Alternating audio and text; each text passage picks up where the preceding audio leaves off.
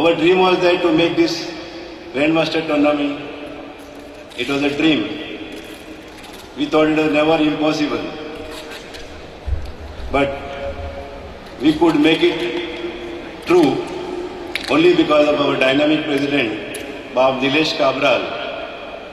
The day he joined, he announced to the press his vision to make a Grandmaster tournament in Goa. And I would like also my players who have come all over the world, the Grandmasters, the women Grandmasters, the chess players from all categories, that if anything is a little wrong here and there, since it is the first time, please excuse us and bear with us in the sporting spirit. That is what I will all request you. And give us the same support, maybe when we have it the next year, so that we can come and do it in a different way and get all the kicking problems to a rest. It's an event which we all cherished all these years, and you have all made it successful for us.